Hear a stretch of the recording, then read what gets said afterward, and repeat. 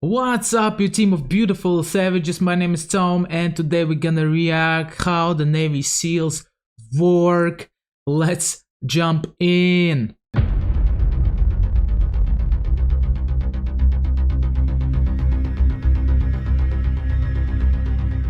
U.S. Special Operations Forces, which includes elite commando forces from each branch of the military, such as the Navy SEALs, Army Rangers, and others, have become critical to many U.S. military successes over the past decade. Each branch of the military has its own specially trained teams that can operate in any situation and perform whatever task it takes to get the job done. Is it me, or I feel that the voice reminds me Bill Clinton a bit, no? The guys. The Navy SEALs stands for sea, air, and land, which identifies the elements in which they operate. Oh. SEALs work in small units, often 1 to 2 men, but sometimes in a platoon comprised of up to 16. They are trained to perform specific tasks under any type of circumstance and in any environment. They're so hard, man. Imagine this Navy training. SEALs have a history shrouded in secrecy. SEALs were officially formed in 1962 and were soon engaged in spy missions and river and combat tasks in Vietnam, and participated in Operation Phoenix, a program to assassinate village leaders sympathetic to the Viet Cong. Commissioned in 1960. Also, probably they participated in assassination attempts of the Cuban leader Castro. I have a feeling. 62. They are the most elite shore area special forces in the world, concentrating on very select and often clandestine intelligence gathering and precision strike missions. For over 50 years, it was assumed that the origin of the Navy SEALs was the Naval Combat Demolition Units and underwater demolition teams of World War II. In reality, the Navy's special warfare activities started in August 1942 with the amphibious scouts and raiders.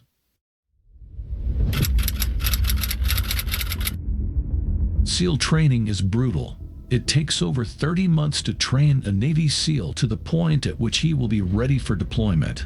Wow. The SEALs that emerge are ready to handle pretty much any task they could be called on to perform, including... Man, 30 months, that's a lot, man. That's a lot. It's like 2.5 years. Wow. Diving, combat swimming, navigation, demolitions, weapons, and parachuting.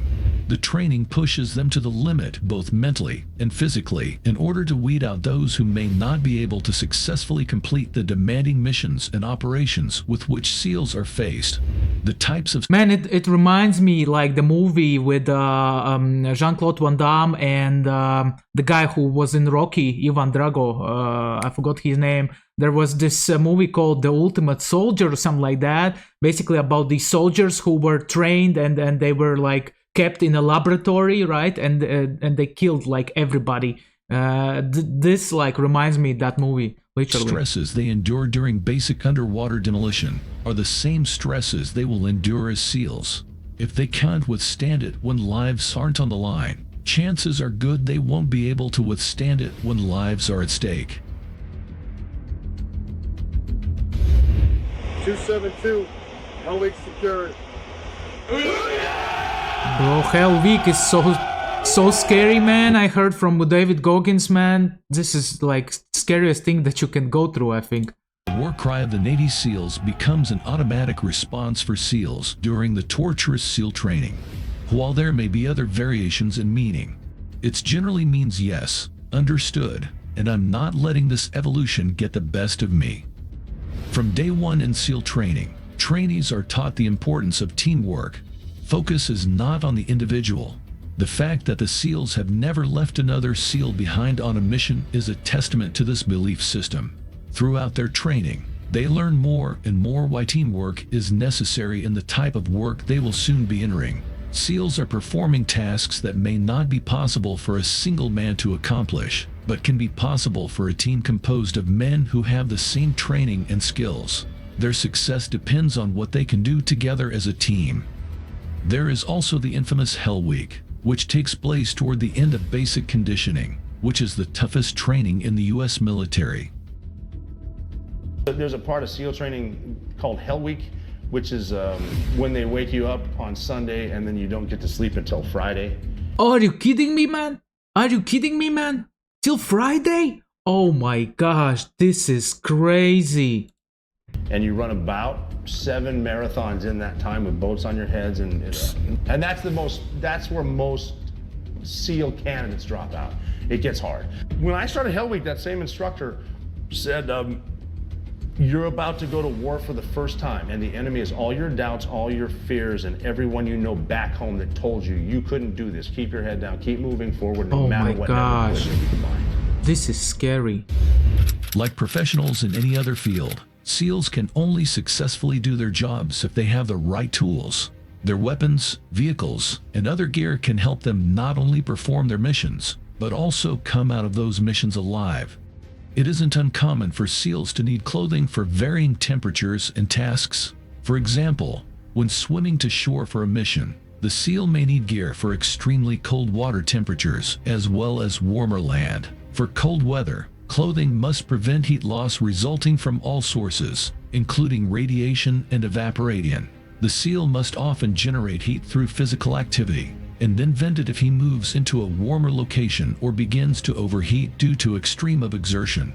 Layering and ventilation allow for cooling and help keep perspiration from... Listen, this is such a challenge to go through this camp, man. David Goggins, guys, if you know David Goggins, he's inspirational speaker. Also, he's an author, and then he's just like a savage. He went through like 3 or 4 of these Hell Weeks, man. Wow, I mean, literally impressive. Making clothing damp.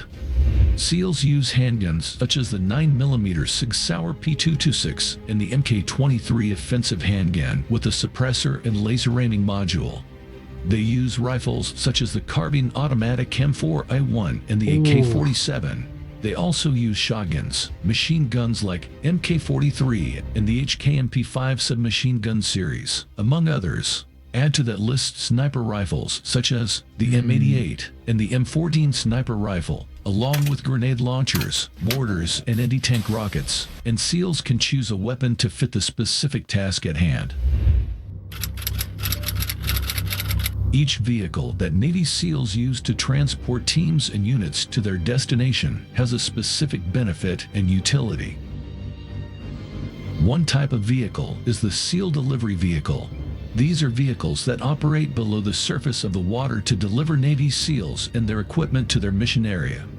Man, this is so well thought. I mean, like every aspect of the game is so well thought.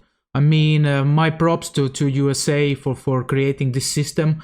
Because they are creating like unbelievable resilient soldiers.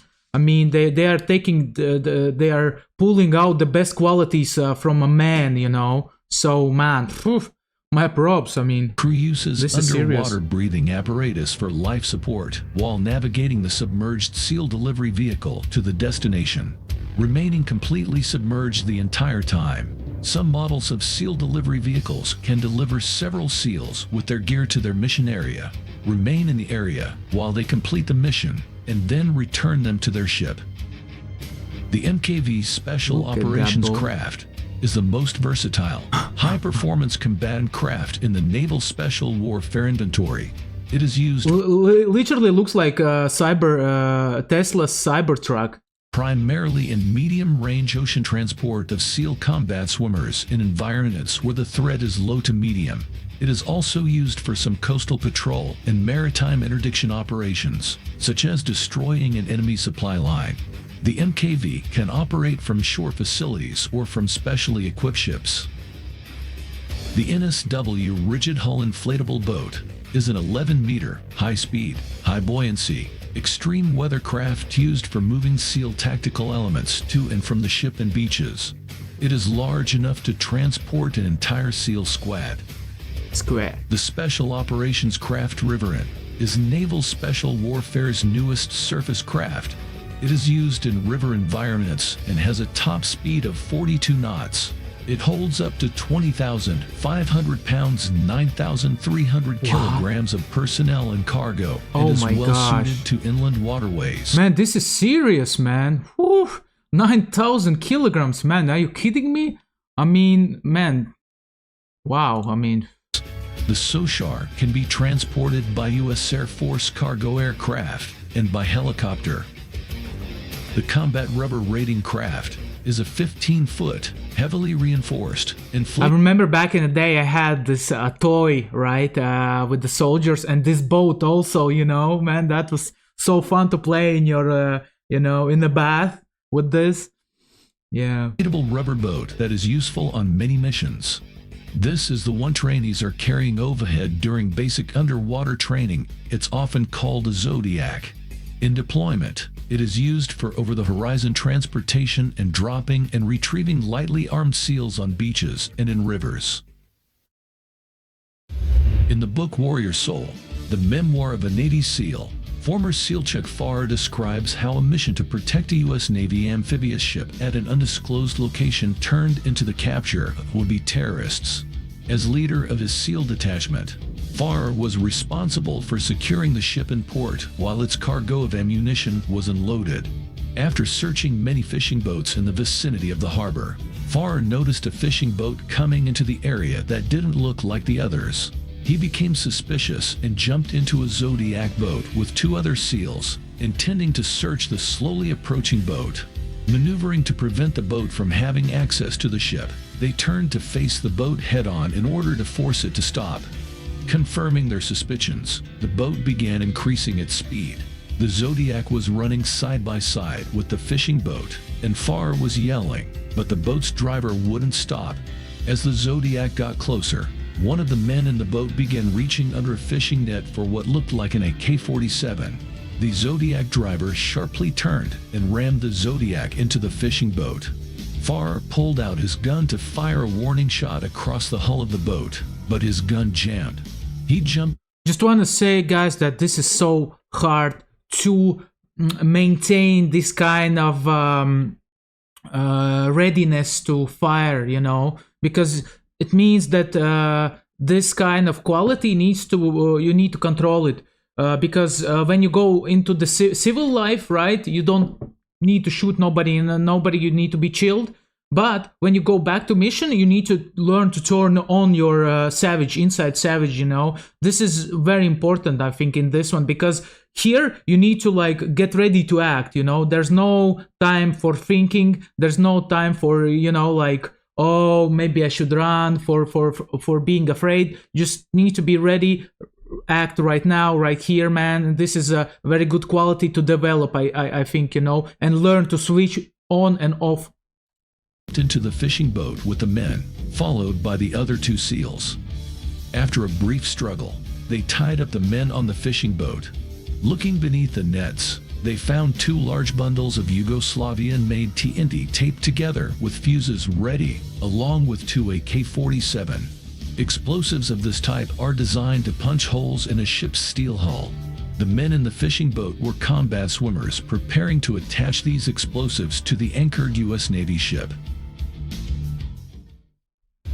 Wow.